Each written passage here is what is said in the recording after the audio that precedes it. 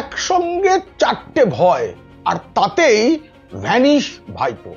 তিনি মাঝে মাঝেই ভ্যানিশ হন, কিন্তু এবার এই যে কসবা আইন কলেজে যে দুষ্কর্ম ঘটেছে তারপর থেকে শুধু ভাইপো নয়, পিসিকেও সেভাবে প্রকাশ্যে দেখা যায়নি।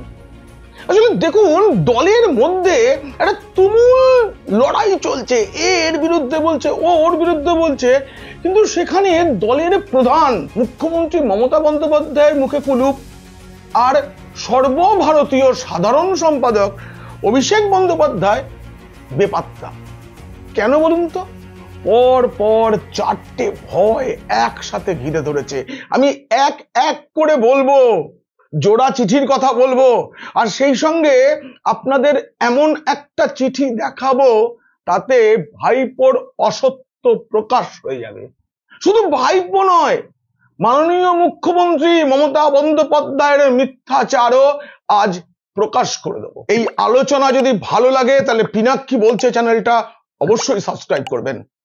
দেখুন এবং শুনুন পিনাক্ষী বলছে। কসবায় আইন কলেজের মধ্যে তৃণমূলেরই ঘরের মেয়েকে তৃণমূলেরই ঘরের ছেলেরা নৃশংসভাবে যে ধর্ষণ করেছে, তারপর 30B হরিশ চ্যাটার্জি স্ট্রিটের দুই বাসিন্দা মমতা বন্দ্যোপাধ্যায় এবং অভিষেক বন্দ্যোপাধ্যায় চুপ কেন? এর পেছনে রহস্য আছে। দেখুন, দক্ষিণ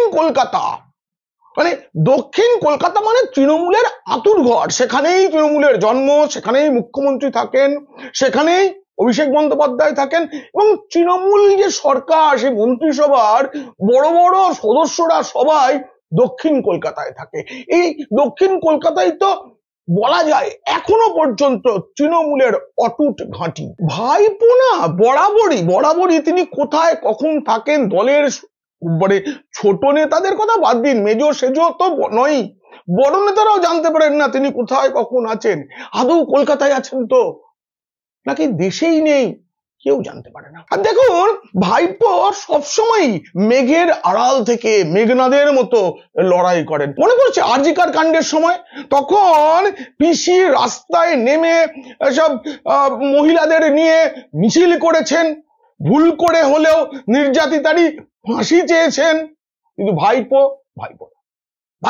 আড়ালে বসে কলকাতা পুলিশকে কটাক্ষ করে টুইট করছেন, এর ওপর চাপ তৈরি করছেন, ওর ওপর চাপ তৈরি করছেন। শুধু টুইট করেই উনি রাজা উজির মেরেছিলেন। এবার সেটাও নয়, কারণ প্রথম ভয় একটা ছবি। এই দেখুন, এই ছবিটাই বলে দিচ্ছে কসবা কাণ্ডের মূল অভিযুক্ত ম্যাঙ্গো ওরফে মনোজিৎ মিশ্র অভিষেক বন্দ্যোপাধ্যায়ের খুবই ঘনিষ্ঠ। তিনি একা নন, রাজ্যের মন্ত্রী ফিরহাদ হাকিম, কলকাতার মহানাগরিকও বটে, মন্ত্রী চন্দ্রিমা ভট্টাচার্য, কলকাতা দক্ষিণের সাংসদ মালা রায়, এদের অনেকের সঙ্গেই ম্যাঙ্গোর ছবি পাওয়া গিয়েছে। এমনকি অভিষেকের কাউন্সিলর কাকিমা কাজরি দেবীর সঙ্গেও ম্যাঙ্গোর ছবি রয়েছে।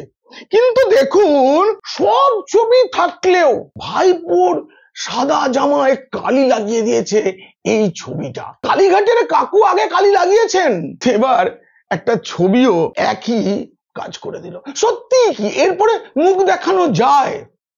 আপনারা ভাবুন, বাকিদের সঙ্গে, বাকি যে ছবিগুলো দেখালাম তার সঙ্গে এই অভিষেকের সঙ্গে যে ম্যাঙ্গোর ছবি, এটা একটু আলাদা।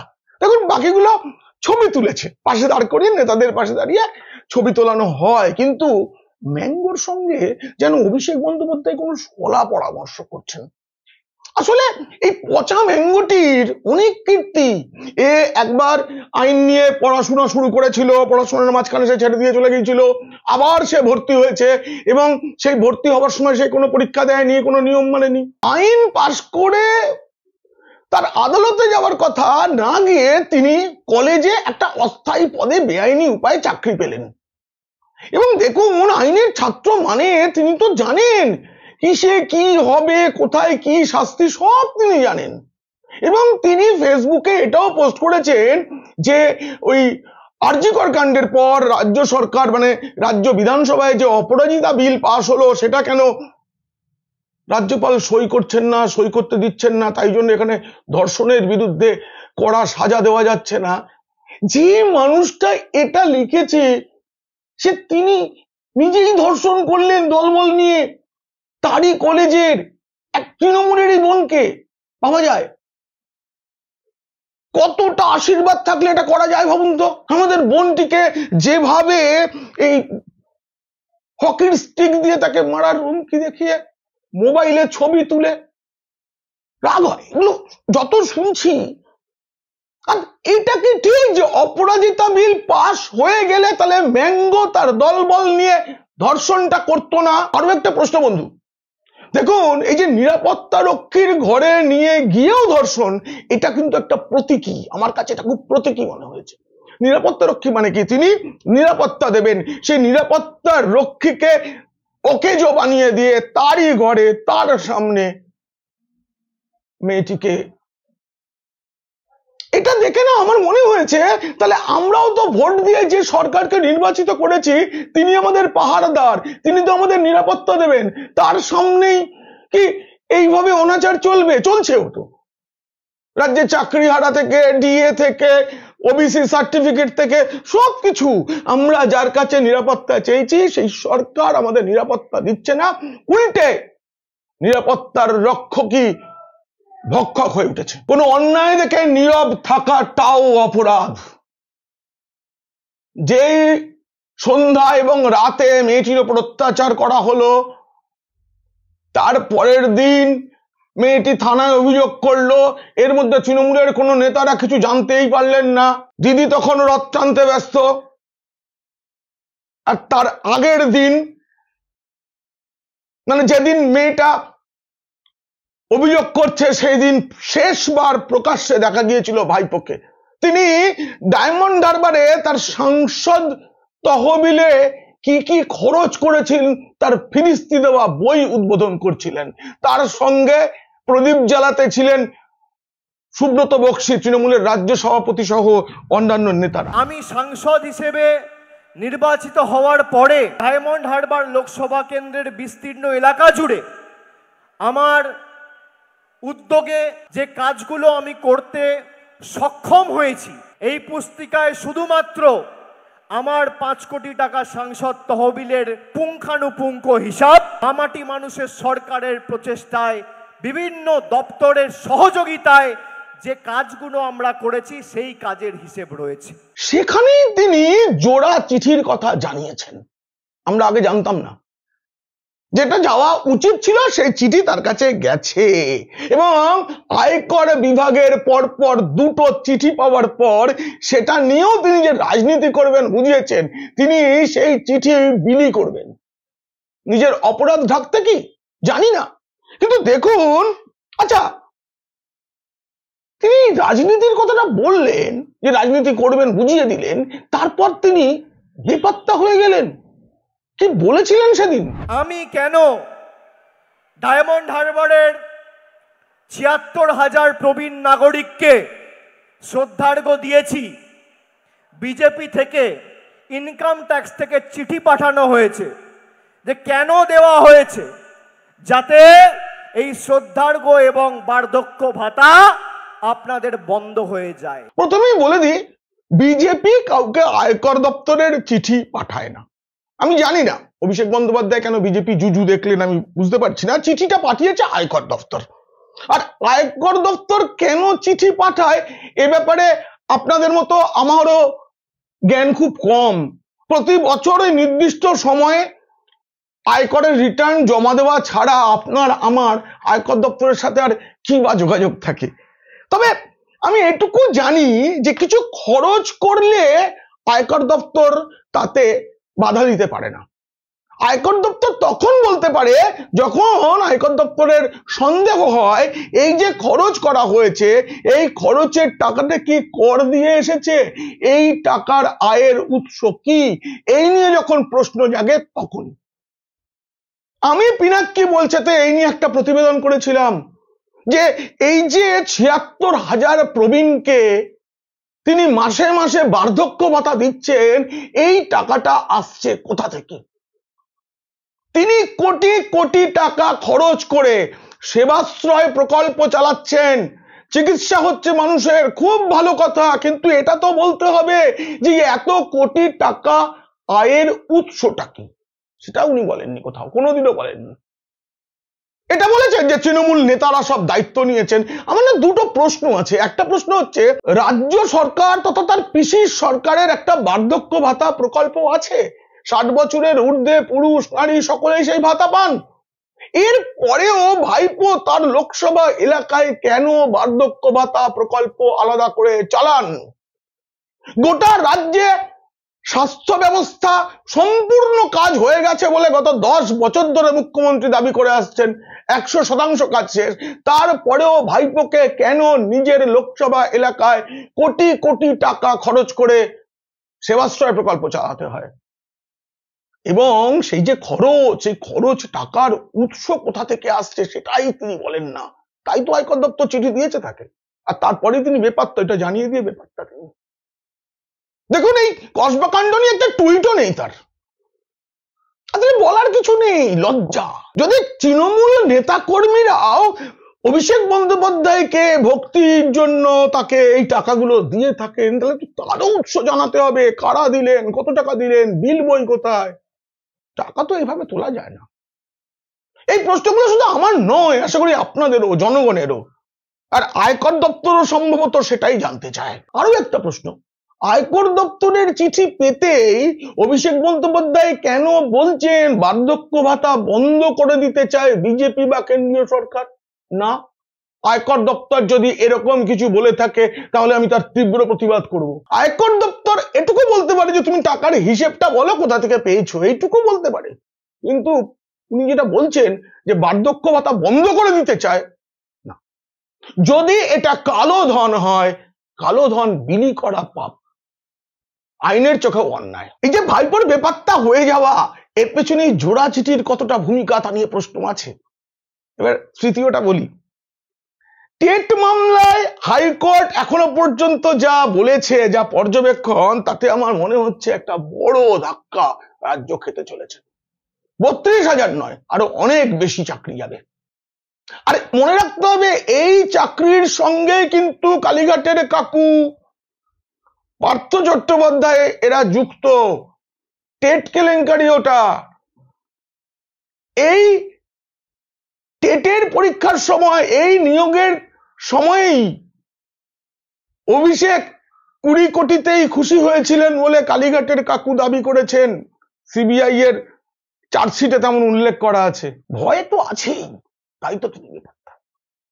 এবার চতুর্থ ভয়ের কথা বলবো, আর এই ভয়ের সঙ্গেই আমার কাছে থাকা ওই চিঠিটা আমি দেখাবো, যেই চিঠিতে অভিষেক বন্দ্যোপাধ্যায় দেব মানে ঘাটালের সাংসদ দীপক অধিকারীর অসত্য ফাঁস হয়ে যাবে, একই সঙ্গে রাজ্যের মুখ্যমন্ত্রী মমতা বন্দ্যোপাধ্যায়ের মিথ্যাচারও সকলের সামনে চলে আসবে। বন্ধুরা, গত লোকসভা নির্বাচনের ঠিক মুখে মুখে প্রচারের সময় অভিষেক বন্দ্যোপাধ্যায় ঘাটালে গিয়ে কি বলেছিলেন একবার শুনুন। আমি কথা দিয়ে কথা রাখার ছেলে, আজকে ক্যামেরার সামনে দাঁড়িয়ে বলে যাচ্ছি, এবার ঘাটাল মাস্টার প্ল্যান করে দেখাবো। বলেছিলেন ঘাটাল মাস্টার প্ল্যান করে দেখাবো, কিন্তু করে দেখাতে পারেননি। শিলাবতী নদীর জলে ভাসছে ঘাটাল, শুধু এটুকু বলেই কিন্তু থামেননি অভিষেক, আরো বলেছিলেন এই বছরে 31শে ডিসেম্বরের আগে আমার সরকার ঘাটাল মাস্টার প্ল্যান করবে। কথা রাখার ছেলে, আমার সরকার করে দেখাবে। আচ্ছা, কথা রাখার ছেলে না হয় কথা রাখতে পারেননি সেটা বুঝলাম, কিন্তু আমার সরকার মানে সরকারটা তো পশ্চিমবঙ্গের মানুষের সরকার। আরো যদি বলি, মুখ্যমন্ত্রী মমতা বন্দ্যোপাধ্যায়ের সরকার, তিনি তো এখনো আছেন। পিসি থাকতে থাকতেই তিনি সরকারের মালিক বনে গিয়েছিলেন নাকি? আরো শুনুন, পাশে অভিনেতা দেব, কিন্তু তার চেয়েও বড় অভিনয় করে দেখিয়েছিলেন অভিষেক বন্দ্যোপাধ্যায়। কারোর দয়া দাক্ষিণ্যে আমরা বেঁচে নেই। 1300 কোটি, 1400 কোটি, 1500 কোটি যা লাগুক, আমাদের মামাটি মানুষের সরকার দেবে। যত টাকা লাগে দেবে রাজ্য সরকার, কেন্দ্র টাকা তো দিচ্ছে না। কেন্দ্র টাকা দেয়নি ঘাটাল মাস্টার প্ল্যানের জন্য। এবার সেই চিঠিটা দেখাবো। আয়কর দপ্তরের চিঠিটা নিয়ে নয় রাজনীতি করেছেন তিনি, ঠিক আছে, কিন্তু এই চিঠিটা তো মিথ্যে বলছে না। এই চিঠিটা 2022 সালের 30 জুন কেন্দ্রীয় জলশক্তি মন্ত্রকের ডেপুটি ডিরেক্টর রাজ্যকে পাঠিয়েছে। সেই সময় কেন্দ্র জানিয়েছে 22 সাল 3 বছর আগের ঘটনা। ঘাটাল মাস্টার প্ল্যানের প্রথম পর্যায়ের কাজের জন্য 1238.95 কোটি টাকার ইনভেস্টমেন্ট ক্লিয়ারেন্স মঞ্জুর করা হয়েছে। সঙ্গে এটাও বলা হয়েছে যে এই টাকা মঞ্জুর করা হয়েছে 2017 সালের প্রাইস লেভেল অনুযায়ী। মানে সেই সময় জমি অধিগ্রহণের জন্য জমির যা দাম হতে পারে, আর এই ঘাটাল মাস্টার প্ল্যান করার জন্য ইট, বালি, সিমেন্ট এসবের যা দাম হতে পারে, সেই 2017 সালের প্রাইস লেভেল অনুযায়ী এই টাকাটা 2022 সালে মঞ্জুর করা হয়েছে। আর গত রাজ্য বাজেটে ঘাটাল মাস্টার প্ল্যানের জন্য মঞ্জুর করা হয়েছে, বরাদ্দ করা হয়েছে মাত্র 500 কোটি টাকা। 1200 কোটি টাকার বেশি, আর এখানে 500 কোটি টাকা। এরপর বলা হচ্ছে কেন্দ্র টাকা দেয়নি। এই যে চিঠিটা দেখালাম তাতে বলা আছে এবার রাজ্য প্রয়োজন মতো জমি অধিগ্রহণ করতে পারবে এবং এই প্রকল্পটি রূপায়ণের দায়িত্ব সম্পূর্ণরূপে রাজ্য সরকারের। কিন্তু কোনো কাজ এগোয়নি। কেন এগোয়নি তা নিয়ে আমি আগে বললাম যে আমি ঘাটাল মাস্টার প্ল্যান এবং দেবের যে ফেসে যাওয়া তা নিয়ে আমি একটা ভিডিও করেছি, তাতে আমি বলেছি। এবার দেখুন, চন্দ্রেশ্বর নদী খনন প্রতিবাদ কমিটি তৈরি হয়ে গিয়েছে। তাদের বক্তব্য হচ্ছে, কারণ ঘাটাল লোকসভার মধ্যেই দাসপুর বিধানসভা, সেই দাসপুরে এই যে চন্দ্রেশ্বর নদী খাল একটা, এটাকে নদীতে রূপান্তরিত করতে হবে, তবে শিলাবতীর জল এখান দিয়ে চলে যাবে। সেটা করতে গেলে বহু মানুষের জমি যাবে। তারা বলছেন আমরা জমি দেব না। আর মমতা বন্দ্যোপাধ্যায় সরকার জানেন তারা কখনো জমিতে হাত দেবে না। যতদিন ক্ষমতায় থাকবে, রাজ্যের উন্নতি হোক না হোক, জমিতে হাত দেবে না। কারণ মমতা বন্দ্যোপাধ্যায় জানেন যে তিনি জমি রাজনীতি করেই সিঙ্গুর এবং বুদ্ধদেব ভট্টাচার্যের পতন হয়েছিল জমি রাজনীতিতে হাত দেওয়াতে। এবং মমতা বন্দ্যোপাধ্যায় সেই যে বুদ্ধ ভট্টাচার্যের জমিতে হাত দেওয়ার সিঙ্গুরে কারখানা করার জন্য নন্দীগ্রামেও জমিকে কেন্দ্র করে আন্দোলন, সেই আন্দোলন থেকেই তো ক্ষমতায় আসা। তাই মমতা বন্দ্যোপাধ্যায় রাজ্যের উন্নতি চেয়ে জমিতে কখনো হাত দেবেন না। সেই কারণে ঘাটাল মাস্টার প্ল্যান কার্যকর হচ্ছে না। আর বলা হচ্ছে কেন্দ্র টাকা দেয়নি। শুধু ভাইপো নয়, পিসির পথেই হাঁটছেন আসলে ভাইপো, সেটাই তো স্বাভাবিক। পারিবারিক যোগসূত্র। এই গত জুন মাসে বিধানসভায় দাঁড়িয়ে মুখ্যমন্ত্রী মমতা বন্দ্যোপাধ্যায় বলেছেন ঘাটাল মাস্টার প্ল্যানের জন্য কেন্দ্র কোনো টাকা মঞ্জুর করেনি, অথচ তার সরকারের হাতেই 3 বছর আগের জুনের চিঠিটা পড়ে রয়েছে। ভাবুন কত বড় মিথ্যাচার। ভাবুন, একই সঙ্গে ভাবুন ভাইপো কোথায় গেলেন। দলের বিপদ, রাজ্যের বিপদের সময় রাজ্যের প্রধান দল, শাসক দলের সর্বভারতীয় সাধারণ সম্পাদক এরকম ভ্যানিশ হয়ে যায় কেন? ভাবুন। আর এই ভাবতে ভাবতে কমেন্ট করুন আমাকে কেমন লাগলো এই আলোচনা। সেই সঙ্গে ভালো লাগলে বন্ধুদের শেয়ার করুন, খারাপ লাগলে শত্রুদের। আপনারা খুব খুব ভালো থাকবেন।